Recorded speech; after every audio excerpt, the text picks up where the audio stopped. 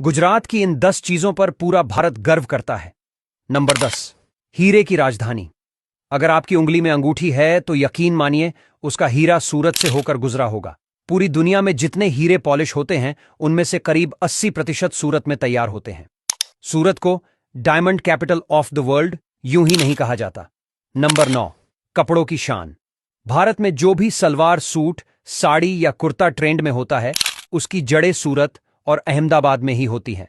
यहां के कपड़े पाकिस्तान, बांग्लादेश और मिडिल ईस्ट तक एक्सपोर्ट होते हैं। कहा जाता है कि मुंबई के डिजाइनर भी पहले सूरत आते हैं कपड़ा खरीदने।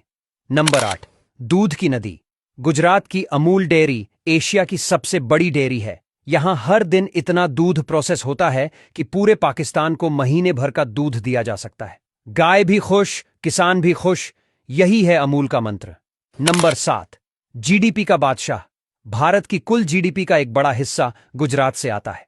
कहा जाता है कि गुजरात अकेले उतना कमाता है जितना कई देश मिलकर नहीं कमा पाते। यहां की इंडस्ट्री, पोर्ट्स और बिजनेस मॉडल पूरे देश को रास्ता दिखाते हैं।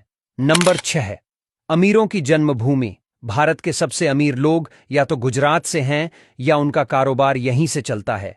अंबानी अडानी की तो बात ही क्या, रतन टाटा तक गुजरात की सादगी से इतने प्रभावित हैं कि यहां निवेश को हमेशा प्राथमिकता देते हैं। नंबर 5, गरबा। गुजरात का गरबा आज केवल नवरात्रि नहीं बल्कि एक इंटरनेशनल डांस फॉर्म बन चुका है। ऐसा कहा जा रहा है कि जल्द ही इसे ओलंपिक में एक सांस्कृतिक खेल के रूप में शामिल किया जा सकता है। विदेशी भी अब डांडिया सीख रहे हैं। Number 4, Statue of Unity. Sardar Vallabh bhai Patel की यह प्रतिमा भारत की एकता का प्रतीक है।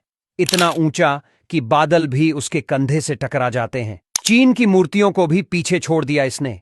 नंबर 3, दुनिया का सबसे बड़ा सोलर पार्क।